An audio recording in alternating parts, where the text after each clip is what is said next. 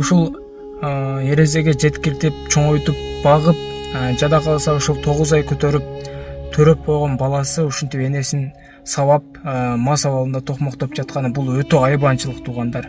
Ушуга сөз түрдө ушул милиция кызматкерлери ушу кармап кетишиптир. Сөз түрдө чара көрүүсүн талап кылабыз туугандар. Өтө бир ыплас иш кылыптыр. Энесин дагы ушинтип сабайбы туугандар. Өтө жаман иш да бул. Байкуш энеси не деген гана күндөрдү өткөрүп ушул баланы чоңойтты эле. Эми карагылачы, бир ит кылбаган кылыктарды жасап, энесин сабап токмоктоп уруп, байкуш аял алсыз да. Токмоктоп урса дагы байкуш эне арыз жазбайт, баласы үчүн нелерди гана кылбайт. Ушундай ит эркектер аябай көбөйдү да туугандар. Кудай сактасын. Ушуга бир закон чыгарып, ушуларды бир жакшы эле бир камап, бир 5-6 жылга эле камап салса, сиздердин оюңуздар кандай? Ушу жакшы болот эле да, бир тарбия алып чыгат эле.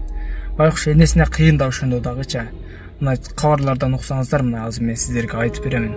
Канчанчы күнү болгондон бери сиздерге тактап айтам туугандар. Ушундай өтө жаман ыплас иштер аябай көбөйүп кетти Кыргызстанда.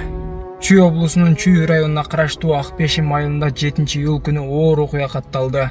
Милициянын маалыматына караганда 8-июл күнү көптөгөн жаракаттарды алган 1961-жылы туулган аял ооруканага жеткирилген.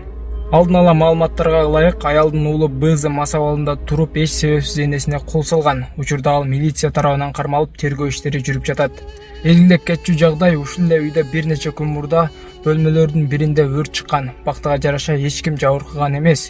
Үйдүн ээси ББ бул окуя боюнча расмий арыз жазуудан баш тарткандыктан кылмыш иши козголгон эмес. Кактус медиа агенттигинин өздүк булактары өрттүн чыгышына да дал ушул учурда энесин сабоого шектелип жаткан уулдун тиешеси болушу мүмкүн экенин билдиришкен.